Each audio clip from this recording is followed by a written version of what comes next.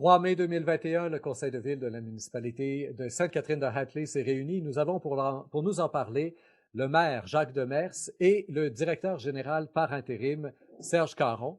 Monsieur Caron qui fait un grand retour, donc une sortie de retraite. On l'accueille à nouveau dans nos entrevues, lui qui a été avec nous pendant plusieurs années.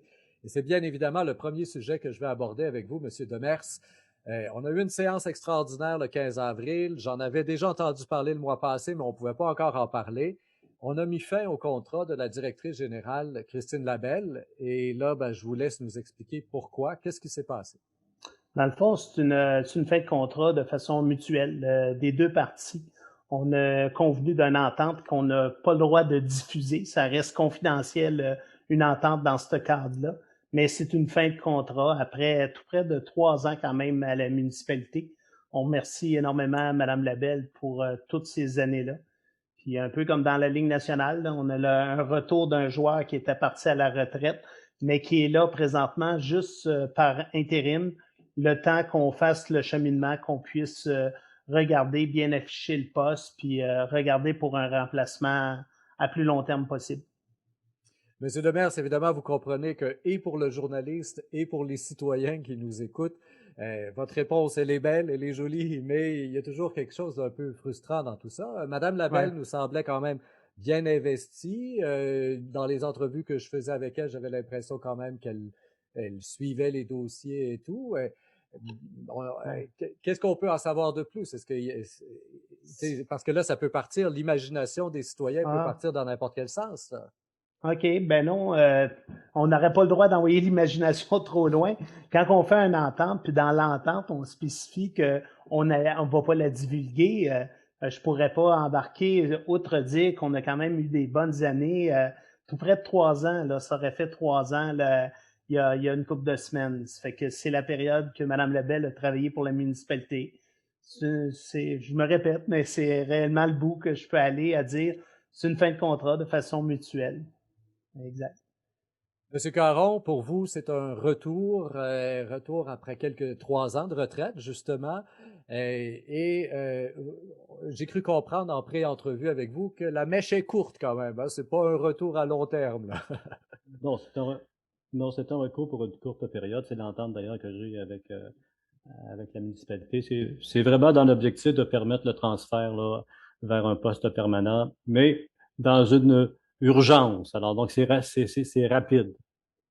On est dans une période de l'année où, il y a eu quelques appels d'offres, il y a des travaux qui se préparent et tout ça. Vous prenez la balle au bond de quelques dossiers, là, et en même temps, il faut les préparer pour le prochain. Comment est-ce qu'on réussit à conjuguer tout ça pour que ce soit efficace, puis qu'au final, on n'échappe rien, là? On fait de son mieux. Je pense que bon, il y a l'expérience. J'ai la chance d'avoir, si on veut, euh, la connaissance du milieu, l'historique. Alors, c'est sûr qu'il y a des choses, les projets aussi, comme je le disais tantôt, par intérêt, j'ai continué à suivre la municipalité aussi. Alors, il y a pas mal de choses sur lesquelles je suis déjà informé. Maintenant, il y a plein de détails, évidemment, faut maintenir à jour, il faut continuer à travailler avec le personnel. Dans le fond, c'est poursuivre les dossiers, les mener le plus loin possible puis les mieux possible pour les transférer de la meilleure manière à la personne qui va prendre le relais. Monsieur Demers, je reviens vers vous. Si je regarde au cours quand même de la dernière année ou du dernier 2 ans, il me semble qu'il y a eu du mouvement de personnel comme jamais à Sainte-Catherine-de-Hatley. Ça fait quand même plusieurs années que je vous suis de mois en mois. Alors que Sainte-Catherine avait cette réputation d'être un milieu où il fait bon travailler, où il fait bon vivre et tout ça. Qu'est-ce qui se passe? Pourquoi tout à coup cette volatilité du personnel? Y avez-vous est-ce que vous avez essayé d'analyser la chose à l'interne? Ouais, c'est une bonne question. Je pense qu'il y a différents éléments là-dessus. Présentement, la volatilité, elle se trouve un peu partout aussi. Et la difficulté de trouver les personnes qu'on souhaiterait toujours à chacun des postes. De l'emploi, il y en a à plein. Il y a des gens disponibles. C'est vrai qu'on avait une moyenne même d'âge impliquée très, très élevée, ce qui nous plaisait, mais pour différentes raisons, des départs à la retraite, différentes choses, que ce soit M. Caron, qui était quand même là depuis 9 ans, Lynn, qui était là depuis plus de 22 ou 25 ans, je me souviens pas, mais un peu plus de 20 ans, ça, de façon évidente. c'est des personnes qui ont fait un choix de carrière de quitter, de passer à autre chose. Après ça, c'est sûr que quand on a une équipe de 5-6 personnes, quand il y en a 3-4 qui changent, c'est énorme. Il y a une question de timing aussi à l'intérieur de tout ça. On travaille là-dessus. On a quand même des candidatures qui rentrent, certaines qui semblent déjà être intéressantes, puis on vient d'ouvrir le poste au niveau de DG. J'espère qu'après ça, on va pouvoir stabiliser l'ensemble des postes. Vous avez raison que c'est important d'avoir une stabilité de ce côté-là. Et justement, le profil que vous cherchez maintenant, est-ce qu'on cherche quelqu'un qui a déjà passablement d'expérience et qui va pouvoir reprendre tout ça, la balle au bon et qui serait, mettons, chez vous pour les 5-6 dernières années de sa carrière, ou si on veut plutôt essayer d'aller chercher un jeune qu'on va former en espérant que ce jeune-là, après ça, n'ait pas travaillé dans une grande ville ailleurs? Est-ce que vous vous êtes donné comme un barème, là? Qu'est-ce que vous visez? On a des idées, oui. Idéalement, on aimerait trouver quelqu'un qui a déjà l'expertise, qui a déjà l'expérience, qui serait quand même capable de faire au moins une dizaine d'années encore avec nous.